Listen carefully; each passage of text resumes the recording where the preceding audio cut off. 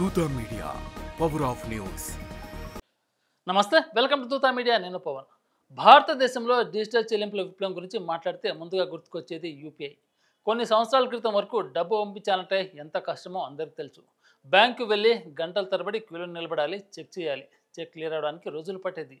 లేదా online net banking వాడిన పాస్వర్డ్లు, కోడ్లు ఎంటర్ చేయడంలో చాలామందికి ఇబ్బందులు ఉండేవి. అలాంటి సమయంలో యూపీఐ అనే సులభమైన పద్ధతి వచ్చింది. ఇప్పుడు ఫోన్లో 2 క్లిక్లు చేస్తే సరిపోతుంది. డబ్బు వెంటనే ట్రాన్స్ఫర్ అవుతుంది. అది ₹5 కావచ్చు, 5 లక్షలు కావచ్చు. టైం వృధా కాకుండా ఒకేసారి అవుతుంది.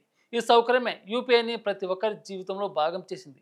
2025 ఆగస్టులో జరిగిన లావాదేవీల గణాంకాలు ఈ విషయాన్ని స్పష్టంగా చూపిస్తున్నాయి.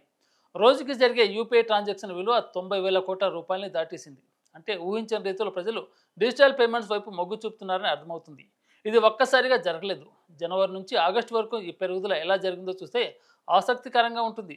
జనవరిలో రోజువారీ లావాదేవీల విలువ 75,743 కోట్ల రూపాయలుండగా జూలై నాటికి అది 80,919 కోట్లకు పెరిగింది. ఆగస్టులో అయితే 90,446 కోట్లకు చేరింది. ప్రతి నెల కొత్త రికార్డులు క్రియేట్ అవుతున్నాయి. విలువలు మాత్రమే కాదు, లావాదేవీల సంఖ్యలో కూడా పెరుగుదల స్పష్టంగా కనిపిస్తుంది. జనవరితో పోలిస్తే ఆగస్టు నాటికి రోజుకి 127 మిలియన్ల అదనపు ట్రాన్సాక్షన్ జరిగాయి. మొత్తం మీద రోజుకి 675 మిలియన్ ట్రాన్సాక్షన్లు జరగడం చిన్న విషయం కాదు. అంటే మనం చేసే ప్రతి చిన్న పెద్ద పనికి యూపీఐ వాడకం పెరుగుతుందని చెప్పొచ్చు. చిన్న మొత్తాల రీఛార్జ్, ఒక కప్పు చాయ్, కూరగాయల కొనుగోలు, పాలు తెచ్చుకోవడం, ఆటో డ్రైవర్కి చెల్లించడం, ఇలా అన్ని యూపీఐలోనే చేస్తారు. పెద్ద బిజినెస్ పేమెంట్స్, ఆన్లైన్ షాపింగ్, విద్యుత్ బిల్లులు, ఇన్సూరెన్స్ ప్రీమియంలు కూడా ఇప్పుడు ఎక్కువగా యూపీఐ ద్వారా జరుగుతున్నాయి.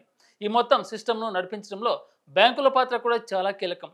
వాటిలో స్టేట్ బ్యాంక్ ఆఫ్ ఇండియా ముందంజలో ఉంది. ఒక్క ఎస్బీఐ అయితే 5.2 బిలియన్ ట్రాన్సాక్షన్లను ప్రాసెస్ చేసింది. దాంతో దేశంలోనే టాప్ లిమిటెడ్ బ్యాంక్గా నిలిచింది. అంటే ఎవరైనా డబ్బు పంపితే అందులో ఎక్కువ భాగం ఎస్బీఐ ద్వారా ప్రాసెస్ అవుతుంది. యూపీఐ పెరుగుదలకి ఇంకో కారణం ఏమిటంటే దీన్ని వాడడం చాలా ఈజీ. పెద్ద నగరాల్లో టెక్ సావి వాళ్ళే కాదు, చిన్న ఊళ్ళలో కూడా ఈ సిస్టమ్ అందరికీ అర్థమవుతుంది. గూగుల్ పే, ఫోన్పే, పేటీఎం, భీమ్ యాప్ల వంటివి రాగా ఈ సౌకర్యం మరింత దగ్గరైంది. ఫలితంగా నగదు మీద ఆధారపడడం తగ్గిపోతుంది. ఇది కేవలం డబ్బు పంపే సౌకర్యమే కాదు, డిజిటల్ ఆర్థిక వ్యవస్థలో యూపీఐ ఒక బలమైన పునాది అయింది. డబ్బు లావాదేవీలు ఎంత వేగంగా జరుగుతున్నాయో అంతే స్థాయిలో మన దేశ ఆర్థిక వ్యవస్థ కూడా చురుగ్గా మారుతుంది. మొత్తం మీద చూస్తే యూపీఐ ఇప్పుడు కేవలం ఒక పేమెంట్ ఆప్షన్ కాదు, ఇది కోట్లాది మందికి ప్రతిరోజు వాడే సాధారణ సాధనమైపోయింది.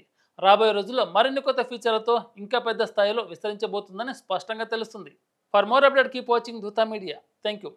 For more updates, please subscribe Dootaa Media.